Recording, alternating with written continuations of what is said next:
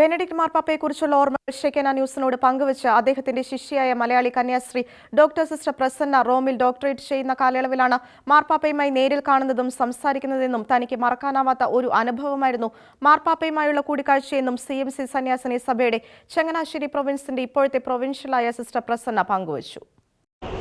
Towards a theology of Syro Malabar liturgical renewal എന്ന വിഷയമാണ് ഞാൻ റിസർച്ച് ചെയ്തിരുന്നത്.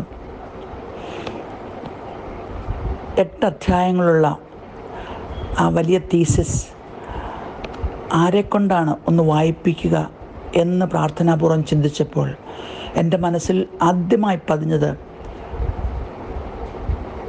ബെനഡിക്ട് 16 പാപ്പായുടെ പേരാണ്. കാർഡിനൽ റാറ്റ്സിംഗർ,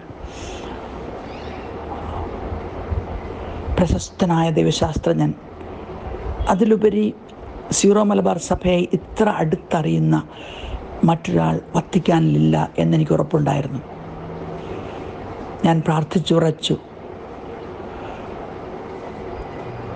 വത്തിക്കാൻ ബസ് സ്റ്റാൻഡിൽ അദ്ദേഹം സ്വന്തം വസതിയിൽ നിന്ന് ഓറിയൻ്റൽ കോൺഗ്രിഗേഷനിലേക്ക് പോകുന്ന സ്ഥിരമായ നടപ്പാത, അവിടെ ഞാൻ അദ്ദേഹത്തെ കാത്തു നിന്നു.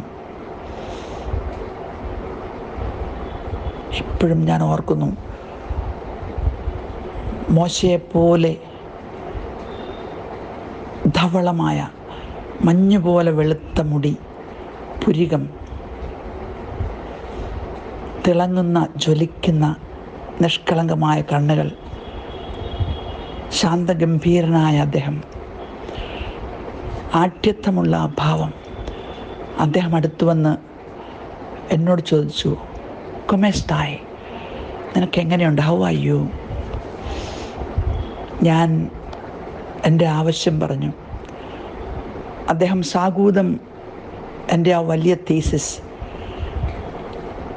എൻ്റെ കയ്യിൽ നിന്ന് വാങ്ങി മറിച്ചു നോക്കി.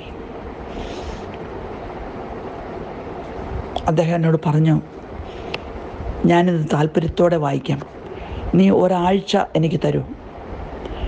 കൃത്യം ഒരാഴ്ച കഴിഞ്ഞപ്പോൾ അദ്ദേഹം പറഞ്ഞതനുസരിച്ച് ഞാൻ വത്തിക്കാൻ ബസ് സ്റ്റാൻഡിൻ്റെ അതേ വഴിയിൽ ചെന്ന് അദ്ദേഹത്തെ കാത്തു നിന്നു. മുഴുവൻ തീസിസും വായിച്ച് വളരെയധികം അപ്രീഷിയേറ്റ് ചെയ്ത് ആ ബുക്ക് അദ്ദേഹം എനിക്ക് മടക്കി തന്നു.